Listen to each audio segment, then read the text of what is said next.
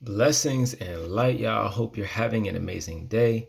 If you're not having an amazing day, I highly encourage you have an amazing day because the power is within yourself. That aside, what I want to talk about on today's episode is investing and investing 101. So this is going to be a fundamental video for people who want to learn about investing and don't know where to get started. So right off of the bat, I want to cover the very raw basics for what it means to invest and be an investor. And then I'm going to create a series from here, this being the starting point and then going on from there. So if I have your attention, investing 101 looks like education. It's like two things, education and mindset. I'm going to bridge those two together because you have to be educated and you have to switch your mindset from the consumer to the producer and to the investor mindset. Because if you're a consumer, you're just thinking about, oh, I just want to consume things and buy things, and that's that. So then you have to switch that gear to now ownership. Ownership meaning you have to turn cash into assets, preferably assets that cash flow. Nonetheless, assets being things that will you can attach money to appreciate over time. And then in the very worst scenario, they say they depreciate, and now you have a tax advantage because now you can just write that off on your taxes. So the other important thing to do outside of the education, or inside of the education rather, is going to be the economics. Also being able to know what economics are. And I'm not going to explain that here, but economics meaning there's micro and macroeconomics. You have to look at, like, I guess I will just give a brief example. So microeconomics would be studying a state, for example, in comparison to that of the entire US. Or if you were, say, to study a company in the larger picture of the entire sector. So that's microeconomics. Macroeconomics would be just looking at the entire sector, or instead of the state, looking at the entire country, or instead of just looking at one country, look at the entire world. Because with information and technology right now, everything is just a second away from sharing information, and that can drastically change prices for investments and assets. So knowing your economics is definitely highly recommended because it's just going to make investing so much easier because you're going to know what you're doing. You have the education, and when I say education, I mean looking into what it is that you want to invest in, why you should want to invest in it, and look at the future. A little predictive programming here where you can say, hey, is this a good company to invest in now? Maybe not for next year, maybe not for 3 years, but maybe 5, maybe 10, maybe 20 so years from now, that you'll have a idea of what kind of result you're looking to expect, or just to be able to manage your expectations. Because a lot of people think if you invest today, you get rich tomorrow, and tomorrow is more of a like next week or next 10 years kind of a thing. The other thing to pay attention to is inflation, because the idea with investing is being able to turn assets into being able to turn cash into assets and not liabilities, which is where that whole mind switch is going to happen.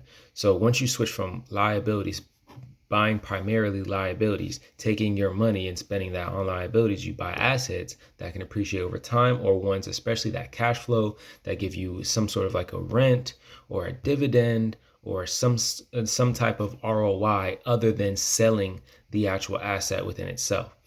But the other thing you want to look at is, because cash is a tricky thing, because cash is king, but at the same time, cash is trash. So cash is trash because of inflation. So inflation is a really hot topic right now, because inflation has been going so crazy, and the Fed is trying to chase inflation with their rate hikes. And I don't really see the end of inflation in the near term. Definitely not by the end of this year. Maybe it'll peak for real next year, sometime in the winter, hopefully early, because the Fed's looking at 75 point basis hikes to continue the bringing up the prime rate, which is the basis for all lending. So the past decade has been a great time for lending. Now it's not so much. As of right now, the average mortgage rate is almost 7%, when a year ago it was half of that. So yeah, things are definitely crazy. And with having cash, cash is only king in the short term because cash is the medium of exchange, what money is. Money and cash can get you to and from different asset classes. Money is what you make for doing whatever it is, whether you're selling time, whether you're selling products or services, whatever it is that you're doing to create cash. Cash is now going to be king because now you can do whatever you want with cash. However, you don't want to hold on to just cash. Now, the next thing I want to talk about is diversification. And this is the last thing I want to touch on this topic, because diversification is a whole thing within itself. So diversification looks like where you can have, you know what you want to invest in, and knowing what you want to invest in is first and foremost. Then with diversification, knowing what you want to invest in. And then you have to know how much you have to invest, what you're willing to risk to invest to see potentially a potential gain for whatever you're going to be investing. So with that being said, it's good to work off of percentages. So a percentage of your paycheck you can put aside every month towards your investments. And then when you're looking at your portfolios, because I really don't work off of percentages because my income just shifts so drastically. So I just have, and this is kind of a backwards way. The original way to do this is to have all your expenses, your rent, your food, your, all your insurances and stuff like that. And then after that is what people put away for money. That's something that people have been doing, and a lot of people suggest not doing that. But that's only when you're in a place of scarcity and you realize that, or you don't realize that, the more you put away, the better off you'll be. So it's good for some people, like in the beginning of this, maybe it's better that you just you work out a budget, you put a certain amount aside, let that be a dollar amount, it could be a percentage, whatever it is, but pay yourself first. That's something they tell you in personal finances. But yeah, that aside, once you get a portfolio going, and you're looking to actually make some things happen, you put whatever, your deposit is in the account, or whatever medium you're going to use, whatever platform you're using, whether it's crypto, whether it's stocks, whether it's, all these different things that you have. But it is important to look over, most importantly, the S&P 500 and the 11 different financial sectors that make up the S&P 500. That's not something I'm going to talk about in this video. Maybe in a future video, I'll talk about the 11 sectors and diversification within itself.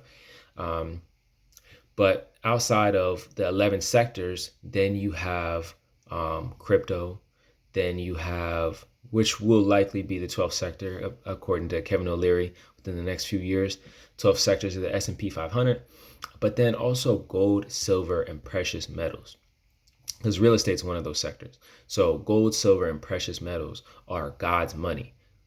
Those who know Robert Kiyosaki, Rich Dad Poor Dad, very famous for saying that gold is God's money. So what that means is during any financial crisis, you'll see all asset prices plunge. The first one you see to go way back up is gold, silver, and precious metals, because that's the money, that's real money, like what people have been using for money for decades, centuries, in thousands of years. Come to think of it, like, it's really crazy. People have been using like real metals because that is a real thing. Paper money isn't worth anything. It's worth what we say it's worth, which is, again, another topic. But it's important to have, like, some people recommend like 10% of a portfolio. It's a dead asset, meaning it doesn't give a dividend. It doesn't give, it doesn't pay you anything, but it's a preservation of wealth. So people flee to that when there's loss of faith in the dollar. So that being said, I hope y'all enjoyed this video. Enjoy the rest of the day. Stay blessed, stay safe, stay lifted, and I'll see y'all on the next one. More love.